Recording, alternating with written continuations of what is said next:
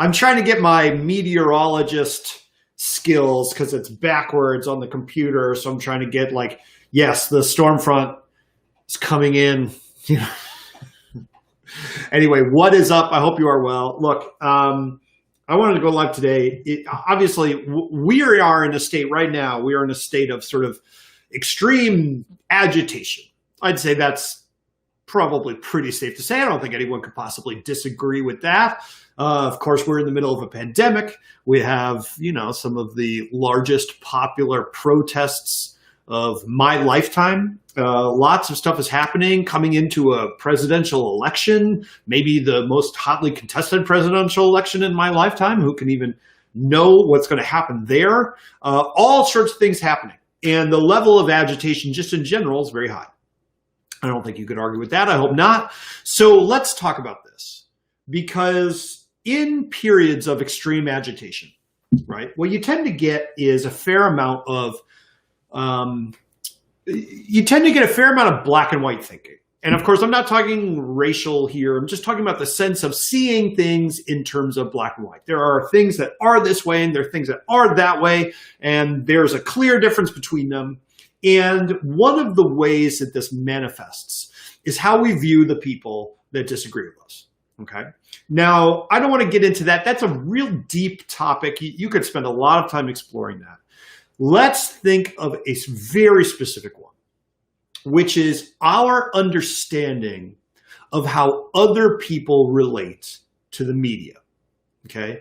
There is a very common refrain that you will hear. Pretty much anybody of any political stripe has thrown this out recently, which is, I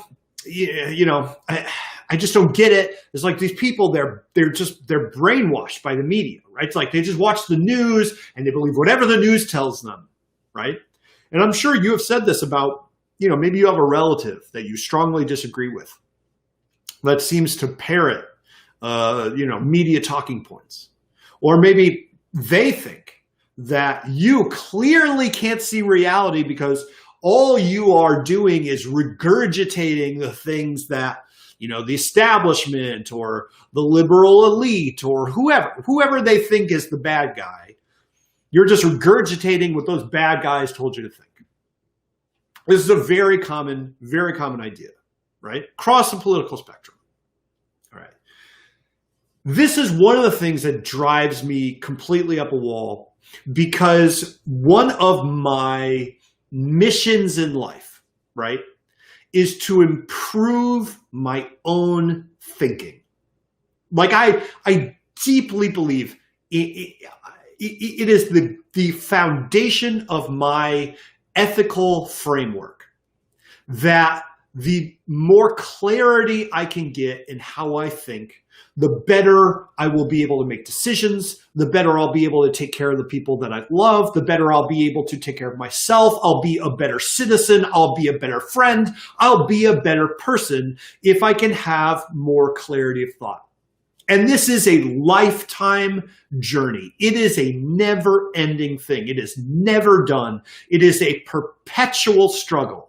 A perpetual struggle against these gut reactions we all have. We all have.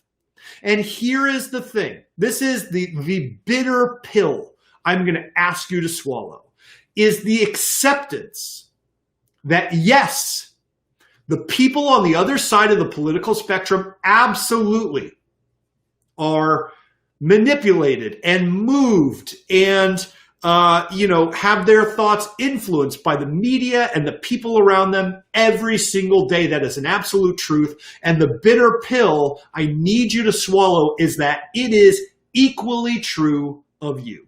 It is equally true of me. It is equally true of everyone. This idea that other people suffer from bias and that we know the truth is maybe the most poisonous idea in the history of humankind. All tragedy, all widespread suffering is caused by the idea that we are right and they are wrong. That's it. If you want to look for a root of human suffering, That's it. They're right.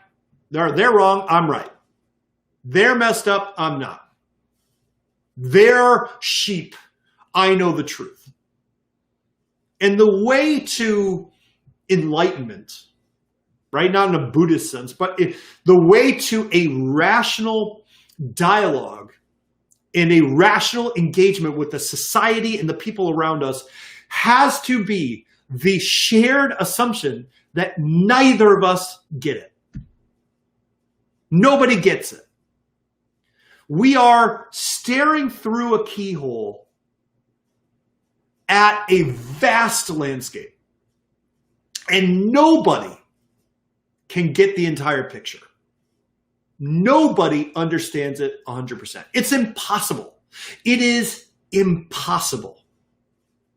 And it is impossible to rise fully above our biological programming. Guess what? The brain in your head that can conceive of E equals MC squared and the most beautiful sonnets of Shakespeare and every great piece of work and philosophy and art that human beings have ever conceived of, the thing that's in your head that does it, it's a couple pounds of squishy pink biological matter, and it is subject to the constraints and fallibilities and problems and mistakes that all biological matter shares. This is our shared human inheritance, that we are designed to operate in a very specific kind of environment. And we have incredible capacity and capability to grow beyond those environments.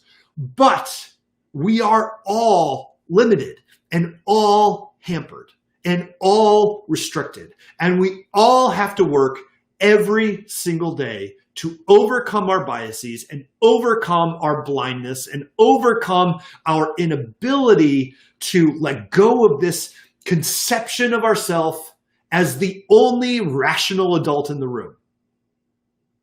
There are no adults in the room. It's just you and me.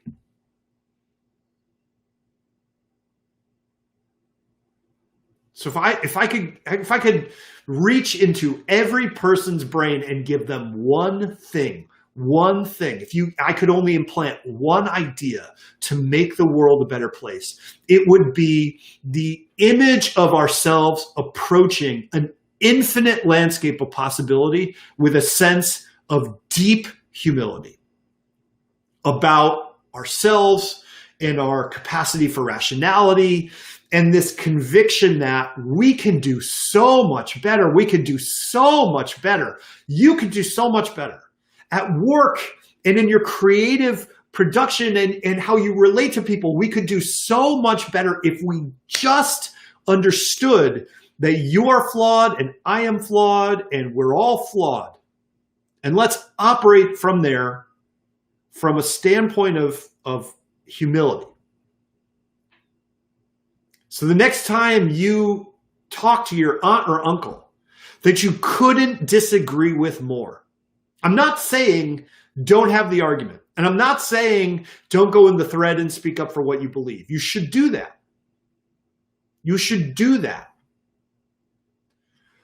But always start from the idea of like, yes, they're flawed, and yes, so am I, and neither of us are capable of being 100% rational. And what can I do with that in mind to make sure that we move this conversation and every conversation and society as a whole in the right direction? I hope that makes sense. I love you.